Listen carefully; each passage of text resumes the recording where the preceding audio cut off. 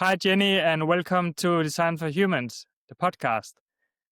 Jenny Infante-Reyes, you are a strategic brand integrator and marketing consultant. I'm very happy to have you on my podcast. Thank you, Marco. Yeah, I'm so happy to be here. Thank you for inviting me. Hello, everybody that's watching this or listening to this. And Marco, I think, we've known each other for 5 years now, I want to say, met over the pandemic in a Zoom room. And then just kind of, fell into what did you call them? Like support groups, and then learned that we were somehow in the same industry. In branding, marketing, design, creative, that whole world. And that's kind of how we first connected, did a couple of projects together, and then eventually just stayed in touch and have kind of helped each other with each other's businesses ever since. So I'm very happy to be here and to share that and to see how our friendship has evolved as well. I remember we met in the deep, dark time of COVID online, and we formed a mastermind, we did an online course, and then, we started collaborating. And then I got to meet you in person in New York City about a few weeks ago. And Yes, that was amazing. Thank you for coming out to see us. that was great. And I was actually surprised that it felt like we had met in person before. So Yes. there's definitely some quality to meeting online. Sometimes it's different, but it felt very natural. Yes, I agree. Me too. Me too. I feel like we've known each other, and you talk about your girls, I talk about my girls. So, Yeah. the whole parenting thing outside of it. So we've become good friends, which is awesome. Yeah. Yeah. So, and would you tell more about your background? And I know you have a company called Your Brand Story. I've had Your Brand Story as for probably about 2 decades now. I mean, you're doing the same thing, branding for companies, entrepreneurs, business owners, and also marketing. So I actually got my start decades ago in the corporate field, and I was in brand management. I was handling brands like Lysol, and then eventually I went into personal care and launched some products for Ponds and Vaseline, and then eventually went into Dove. And there was a campaign called Dove's Campaign for Real Beauty when it started way back when. I was a part of that global team. And it was such a privilege to be able to launch that, learn from all of that. And then, at that same time, I was also newly married. But because I was working so much, I wasn't seeing my husband quite as much. And it just came to that point where I said, maybe I should do something different. And this isn't really the marriage or the life that I had wanted to continue living. And, there were some needs that we felt as a brand manager, working with people or groups that had visions and ideas, but then it would never really get implemented or translated the way we wanted. But at the same time, you have all these really good agencies and partners, but then couldn't somehow translate the vision. So having that middle person, that integrator, to be able to bring both together, we felt that was missing. And so that's how Your Brand Story actually started. I say we because I had a business partner at the time. Okay. We were calling ourselves your extra brand manager, your extra marketing manager, your extra strategist, to be able to communicate and translate that. I think over time it has evolved because my clients have actually started calling me. That's where my title came from, a strategic brand integrator, because I'm somebody that can come in, help translate this vision, and then how is it brought to life in the different parts of marketing, design, the copy, your website, social media, and all these things now, because then we see branding as a whole picture. I've always thought that your brand name is very, very good. It really encapsulates basically what you do, and it touches on storytelling, which is so important for any brand. Without genuine storytelling that people can believe in and perceive in the right way, everything falls flat. Can you talk more about the importance of storytelling? Let's just go back to how we relate to people, right? And how we connect. It is through story. It is through the power of being able to relay something, not necessarily just with words, but with emotions, with feelings, with gestures as well. And that is how people connect to your brand, essentially. I mean, a product is a product is a product. If you think about it, like, people don't buy brands because of the product. They buy it because there's an emotional connection. And that's kind of where storytelling comes in. And it just shows that you can relate, like, as a brand person, you can relate to who it is you want to target, and that person is seeing themselves in your brand or in your story. Then it just has that pull. Kind of goes beyond being very cerebral and very logical, because that's what storytelling will bring. I think in terms of the importance of it is in connecting with your audience, so that you have that relationship. Because at the end of the day, why is the brand sticky? Why does the brand, why do people buy it? It's not necessarily a logical reason. It's more emotional. It's more of that pull. And that's what storytelling helps with. What are the steps when you work with a new client in order for you to learn who they are, who Yeah. their target audience is, to learn about that story, craft that story if it's not there? What is the process in starting with a brand new client?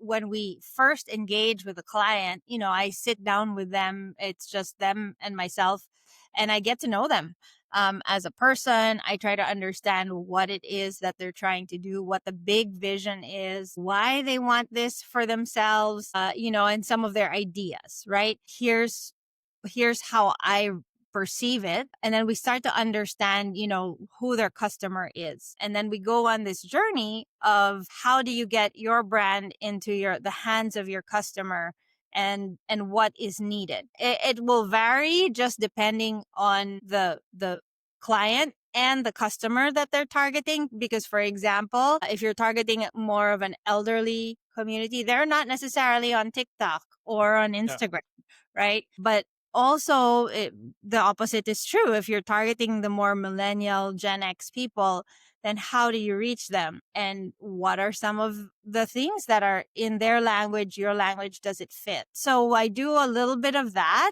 And it's a lot of the strategic vision first.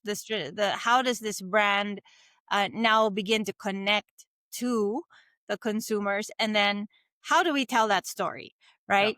And is it in the visuals? Is it in the design of the materials? Is it in the words? Is it in the event that you put on? And how is that promoted, right? And so there's so many different little pieces. I call them pieces of a puzzle in building a brand.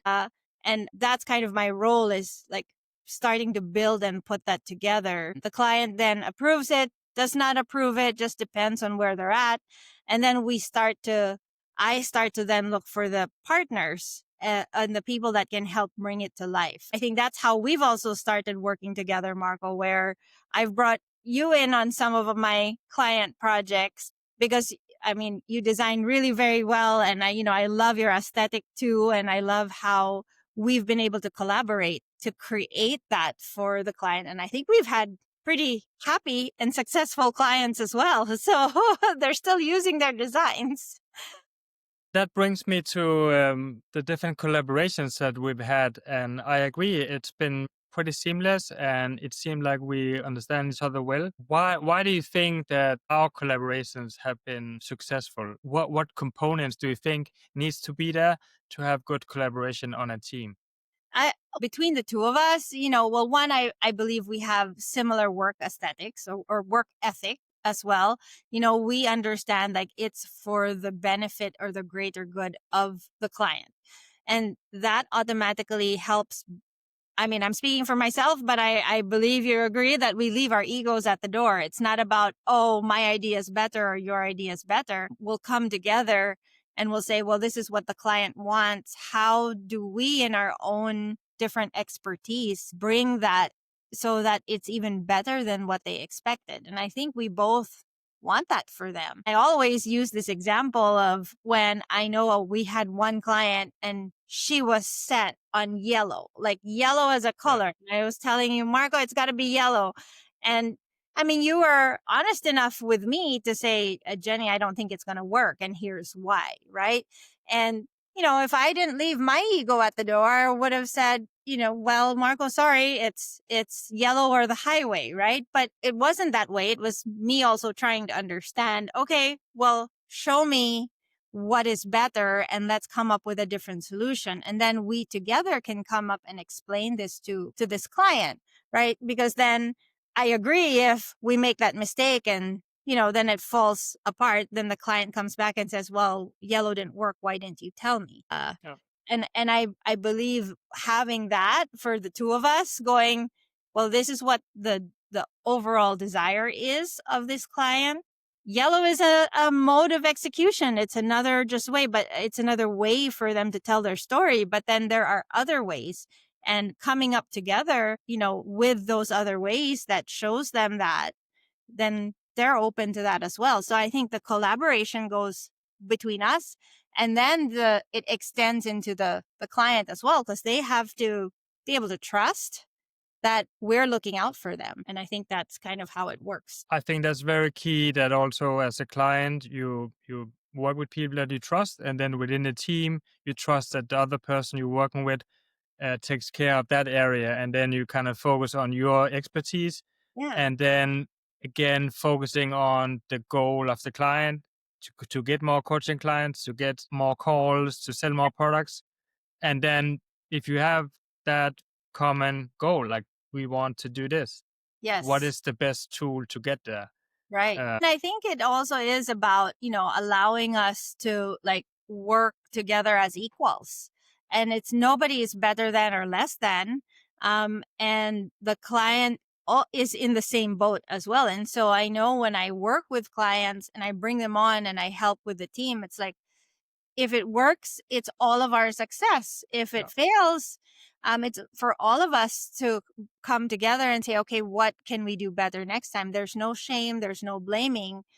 Because, it's very typical for clients to go, oh, it didn't work. It was your fault, but at the same time, there's that shared goal, shared success, shared opportunity, and it's a shared experience. Yes, it's theirs. They might be investing in it, but we're also bringing our talent and our skill set, and we're invested in them as well, right? It's just an energy exchange, I think. What is important when you collaborate with people, for example, over Zoom, and you can't meet them in person? Is there some different challenges when you work mainly from computers? One common challenge is, of course, language and communication. That's always the source of conflict. Miscommunication, lack of communication, it's always the source of that. And I certified as a human behavior consultant as well to understand how to better and effectively communicate. It started more as just for me to be able to understand my clients and do better branding and copywriting. But then I also understand it's about the relationship that you build with people. And so if there's a missing element of trust and there's the missing element of communication, and as well as the willingness to collaborate, right? Collaboration isn't really just here, you take it and then you guys take care of it.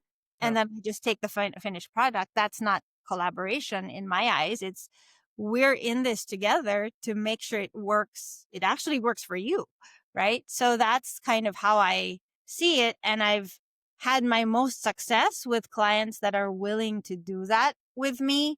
And I mean, I'm also one of the first people to say, oops, I think this is not working the way we had expected. Let's try to come up with a different way. But I'm also one of the first people to say, hang on, give it a minute. Let's just see this out for another, month or so. And the client is willing to do that as well. So I believe that having that in common and going, okay, we know this needs some time and before we make any changes, but we're in it together. And that's kind of how I've always seen the best kinds of successes and collaborations work out. I very much agree that it requires involvement from the client side, because it doesn't work to just get a brief in an email and then you wait 4 weeks and then you have a polished brand. Yeah. The client needs to be invested, right, time wise also, to make it work and make it a successful product. Jenny, I know your background is from the Philippines. What are some of your observations in terms of the cultural differences between the US and the Philippines in terms Well, of when you're working with clients and in marketing? in general, and it's never really um meant to like categorize people, but I see a lot of clients here that are a little bit more direct in terms of what they want, what they expect. And I appreciate that as somebody that's working with someone. If you tell me straight out, like, no, I don't like this, I would really prefer this. Sometimes it's really just the way that it's said versus what's said, right? But Yeah. over my course of working with many different clients, I've learned to distinguish that. So I'm not easily offended. I noticed, back in the Philippines, you have a lot more people who are concerned about how you're feeling. And again, neither one is good or bad or right or wrong. You need both, really. But it's harder for them to say no. So sometimes they'll take it and then they'll go run with it, but they're not happy. So that's kind of the flip side where I'm saying, you should have told me, we could have done something instead of hiding behind and worrying that you would hurt my feelings. And so, I've had clients that have had both, and it's great because at least we understand clearly what needs to happen. But also at the same time, there's an involvement of people. There's that consideration of, yeah, I know you've worked hard on this. I appreciate that. I don't think we're quite there yet. Yeah. And I believe having those very straightforward and honest conversations, again, with the intention that we both want the best thing. So I think that might just be the biggest cultural difference. How has AI, in your opinion, changed and will change the strategy and marketing business? How are you using it, and what are your thoughts about it? Off the bat, I think in the beginning, many people thought that there are things that could be replaced because of AI. From the way I've experienced it and what I've used it, it really is more of another tool, right? Mm. I mean, your podcast is designed for humans. I don't believe that humans can ever be replaced for any job completely. AI is meant to make our time more efficient and to help us kind of not be stuck doing what we're doing, 5 days a week, eight, all 365 days a year. We're meant to be living our lives Yeah. elsewhere. Yeah. And so if I'm able to generate something to start with AI, it cuts the brainstorming time down. It cuts the, thinking time or the editing time down. But at the end of the day, I still have to come in, or still have to come in. Even if you're generating an AI design, you still have to come in and put your human touch into it and to have that discernment. I mean, AI doesn't discern as much, or it doesn't have that intuition that humans have to be able to say, this is why this will work, or how can we make this better. But I do use it to help me make more efficient use of my time because, Yeah. I have two kids that are now both in high school. One is a senior. We're heading into college. I have other things that we're doing. And so it's like, how can I structure my day so that I can get what my client needs done without compromising the quality and still be mom and still Yeah. be available for whatever my life needs and for myself too. I Yeah. don't necessarily want to just be doing this all day. I'd like to be out, running and being with my friends and my husband and all those things. So that's pretty much how I use it and why I feel like it's part of what our lifestyle is now. Good copywriting is very important for any brand, and I know you have a lot of experience in copywriting. Now you have moved more into strategy.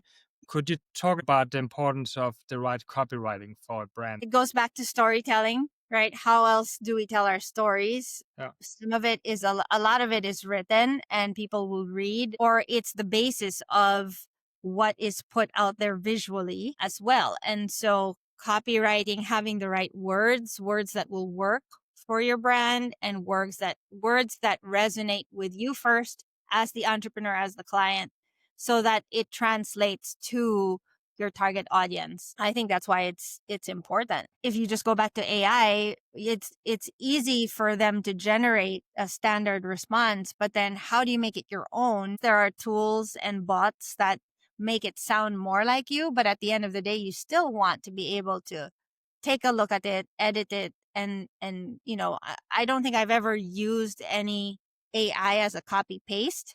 I've always put my own Yeah. spin to it. Even after it's generated me 1,000 words, I still go over it. Yeah, and put your own spin on it and use it as a collaborator versus just posting it on LinkedIn without touching it, because we see a lot of M dashes and everything, and Yeah. I never used to see any M dashes anywhere, and now I see it all over. And so I think it's important to use it as a tool and a collaborator, but not fully just surrender to it. And I believe people now know if you've just generated it Yeah. from AI versus you actually putting a spin to it, right? So I believe people are getting a little bit more. I mean, the word discerning keeps coming up for me. It's like, yeah, they're sensing, yeah, she wrote this, he wrote this, versus, oh, it was just generated. Lately, I've been asking my guests about a mistake they've done in their work life that they've learned a lot from. Do you have any examples of, I made a mistake, but I learned a lot from that? I have many. Where do we start? But that's how we learn, right? We have many mistakes. I've had a partnership as well and an agreement. And, because I am a very trusting person, I believe that the expectations were not very clear. We just went into this partnership. And, now that it's time for the payments and all the things to come, now is where there's a little bit of a conflict and some friction. And so I think that was one big learning for me as well is, if the expectations are clear, make sure that it's clear both ways. I think good business practice is to have things in writing and then both parties sign off, not necessarily because you're going to take it to any kind of lawyer, but it just gives us that pen or that line in the sand to say this is what we've agreed on, right? I've learned that is something, as a good business practice to have. And I think it goes back again to how people perceive our brand and our service and everything that we do, which is very, very much integral to me and to yourself, Marco, I believe, where we're like, we're going to give our best and keep to our word because we know that that's the reputation that will follow us. Is there anything that we haven't spoken about that you think is important to touch on about the strategy, marketing, collaboration with designers? The importance of having humans behind people, behind everything you're doing, and people you trust and people that you want to collaborate with to build on your brand is very key. And, people who will look out for you as well, who are willing to invest the time and to be able to tell you this will or will not work versus just taking what you want and executing it, right? There's a time and a place for that. But then, the real growth and the real development and the real journey of a lasting and meaningful brand, I think comes with those types of partnerships and collaborations. What kind of clients are you in a good position to help? Where should you be in the process of creating something? I love working with entrepreneurs and business owners and people that want to build meaningful brands, right? They have this idea potentially and they have some things in place, but don't quite necessarily know how it translates into, um, their design or their website or their copy or how they show up. Helping support with some of those foundations is something I love to do. And also, of course, if we share the same values, and that's where I go, it's a fit for us both, right? And, mostly it's about collaboration, integrity, and excellence. Those all mean big things to me. And I put myself in those situations as well, where I always am good for my word. I'm happy to work as a team. And of course, I'll put my 210% when we're there. And, I expect the same as well. And I think those are the people that I would love to work with. Where can people find you online?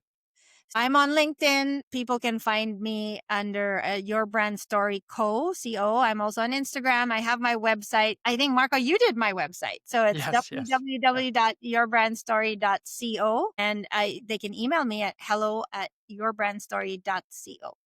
Where are you based again, Jenny? I'm in California. Okay. I'm 10 minutes from Disneyland. So Very nice. Amazing. So you can go to Disney and you can go and work with you. Yeah, if I decide I need some magic in my life, I can head over. Very nice. Jenny, it was so much fun. Enjoyed speaking to you. Yes. And I hope our viewers will find a lot of value, and I hope to be able to do this again. Thank you so much. Thank you. Thank you for having me.